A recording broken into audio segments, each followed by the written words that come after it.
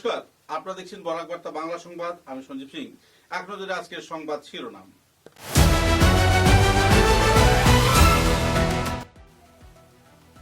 Assam electricity consumers অ্যাসোসিয়েশনের উদ্যোগে 4 দফা দাবিতে এপিডিসিএল কার্যালয়ে প্রদান করা হলো স্মারকলিপি।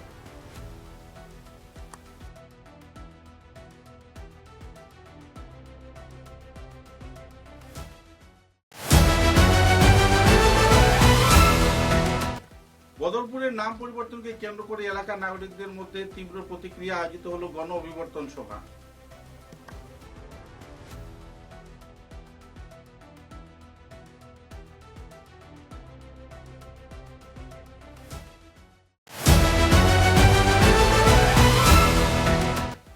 মন্ত্রী কৌশিক রায়ের উপস্থিতিতে শিলচর হোলসেল কোঅপারেটিভ সোসাইটির আয়োজিত হলো বার্ষিক সভা। দেওয়া হলো সম্বর্ধনা। উন্নয়নের কাজে হাত বাড়িয়ে রাখবেন বললেন মন্ত্রী।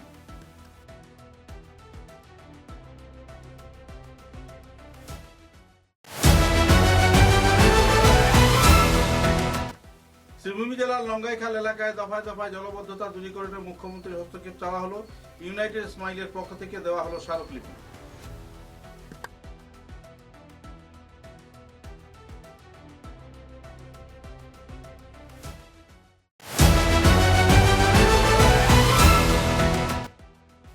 শ্রীভূমি জেলার পাথারকান্দি বিধানসভা কেন্দ্রে পাথারকান্দি কলেজ চত্বরে ফ্রি অ্যাডমিশন ব্যবস্থা পুনর্বহালের দাবিতে আয়োজিত হলো বিক্ষোভ প্রদর্শন। ছাত্রছাত্রীদের মধ্যে তীব্র আতঙ্ক।